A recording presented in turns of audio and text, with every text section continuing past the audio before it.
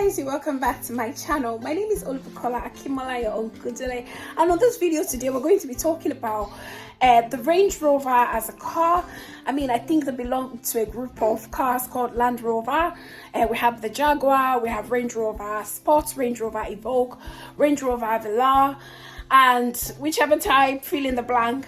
Would I advise a close family and or friend to go for a Range Rover, that's any of the Range Rover, selection, then please stay tuned. This video is definitely for you. Right, so my daughter wants me to put this on. Okay, I'll go on with it.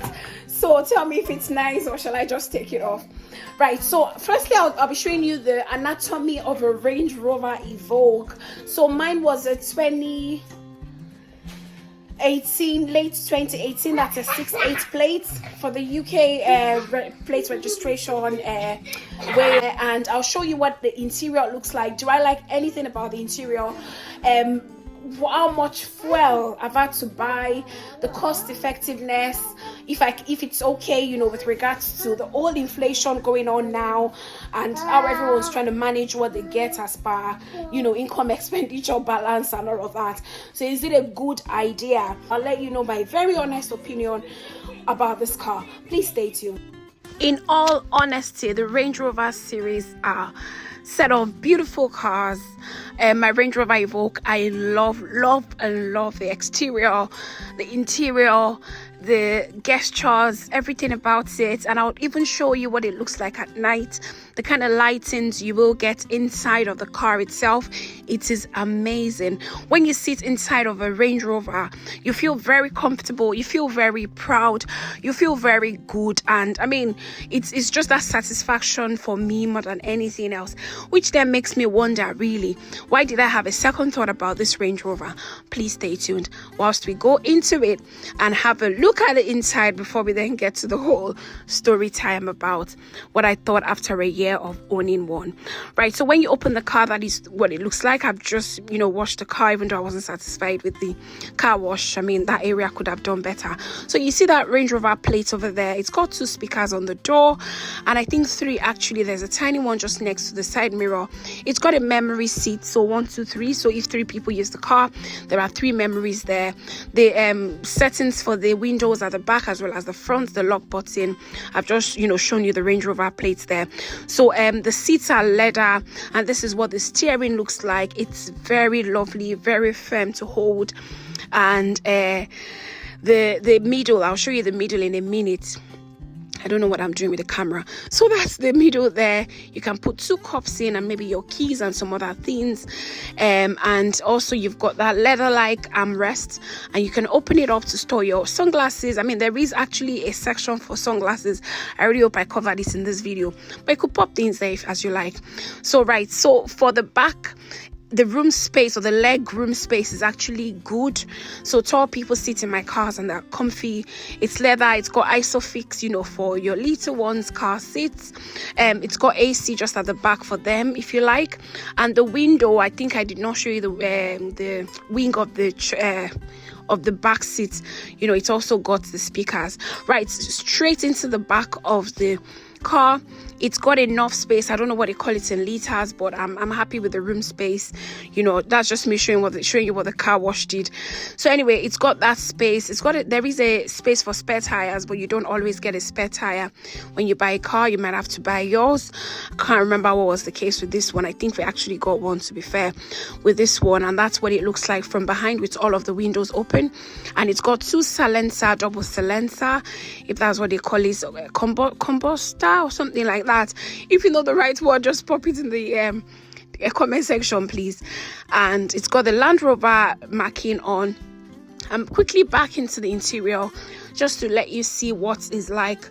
And it's push to start. You push it, it starts for you, and I'll show you what happens to the gear when you push and then it starts. So now for the radio or the entertainment beats, you don't have to necessarily push the button I've just pushed, but because I literally turned it off. Now quickly to the gear, when you turn the car on, the gear lifts itself up. I'll show you in a moment. So it's just gone down because I've turned the car off. Now when I turn it back on, there the gear comes up. There you go. So that's the gesture with the gear. So, and also when you park and it knows you've parked, it goes down by itself. So, and now this is what it looks like. We must have picked the car when it was 500 miles. I don't know, but that's what the mileage was at the time I recorded the video. And then there are buttons you can push around, collision avoidance, lane departure training, and things like that. You know, it's a very brilliant car. You know, when I'm on a lane, like I'm beginning to leave my lane, apart from the studs that are in between the lanes, you know, to help with lane separation, this one has this vibration it gives to me to let me know I've left my lane. Right, so this is what the car looks like at night when you lock the car. That's the lighting you get. And to show you a very exciting thing, it closes the side mirror by itself when you lock, you know, the car, so you don't have to manually close the side mirror. It does it itself. Now, another intelligent thing is there is the Range Rover lighting on the floor when you lock the car, but it's more visible when you do it at night than when you do it during the day. It didn't show properly with the lights, you know, shining itself on the grass. I'll show you what it looks like on a plain, you know, floor, which is why I've come to this side of the car. You know, it's just me just flaunting the car to let you see what it looks like at night. So I'll repeat that. Yeah, there you go. So that was what I was trying to show you. You know, it just shows the car and what the car looks like. I mean, it's just some paparazzi. So, and that is where the illumination comes from. It's so brilliant. It's so beautiful. I love it to bits. And the car itself, I mean, I don't want to start really. So let's go into the interior again, what it looks like at night. So if you like, I didn't show you the fact that it's actually panoramic. So that is where I open and close the panoramic roof. And it's very intelligent. Just one press, it goes all the way down or all the way to the front, except I want to press it again to make it stop. There is an SOS button that we've never had to use, but you're allowed to use should you be in an emergency and you need help from Range Rover. You click on it and there is a certain button. Now the lights you've just seen at the top, they're very sensitive, so that you don't need to press. There is no button to press. You just move your hand, just as I've done, move your hand close to it and it comes on. So it's very brilliant and sensitive that way. That's another thing I like. So I've just turned it off there so we can continue. So what you see again is the Range Rover panel that I showed you during the day. At night it illuminates, it brightens up, and it's got that lovely light, and there's a place to change the color if I'm right. So but that's the color I love. It's so beautiful. It's on either side, my own side as the driver's side as well as the passenger side at the front. Another thing to show you quickly is the lights that you will get at the trimming just under where you would wind down or wind up. You know, it's just there red, it's LED, and it's so beautiful, and it just illuminates the car around whilst you're driving at night, and it just gives you that lovely feel. To be honest, if you're like me, it's so elating. And the last light to show you that I believe is beautiful is the light you will find just underneath of the open metal, or what's the word, handle rather, so of the door. Right, so let's go into the infotainment quickly, or entertainment they call it, whichever one. So you can actually control it from the wheels, that's the steering, or from the dashboard like I'm doing already. Right, so radio media, if you put your phone's Bluetooth on, it would bring up your phone's name, BBC Radio, all the radio stations. You can change the source, make some your favorites, and I would also show you other things like the navigation, you know, and you can also find camera. It's got front and back camera. It's so intelligent. Temperature, it tells you the temperature on either side of the car, and you know, it's so, how do they set it, where it's sensor regulated and it's able to pick up when it's warm and all of that, and it advises. You know, back to the home page, and also I was going to show you about the phone, so you can make a telephone call whilst you're driving. There is I don't know if during the day I showed you what it looked like as per the speech, where you speak into it, you press it like a Siri kind of thing, press it and say call husband or something. So I've just shown you the navigation. The mine had expired. If yours was still on, you can use the sat nav. I normally just use my phone, and that's the camera showing me the back camera, you know, of that, or showing me the back view rather. And of course it's the front of the house. So it's really, really canny, this car. It's so intelligent. I love the feel. 100. I do 100%. Right, do I miss the car? Absolutely, I miss my Range Rover Evoque. Each time a Range Rover car or Evoque, especially a white one, drives past me, I don't know what to think. I mean, I love like what I drive currently, so I'm happy, to be honest, but I do miss the Range Rover Sport, and I believe, or I would say that indeed it's a very good car.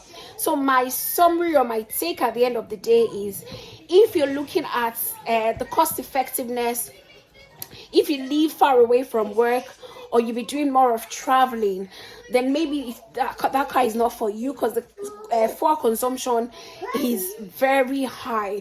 That was the main reason I actually returned mine, because I changed my job, and change of job at the moment means I do Monday to Friday, so I leave the house every day, and then I do like 10 miles to 10 miles back home, if not more.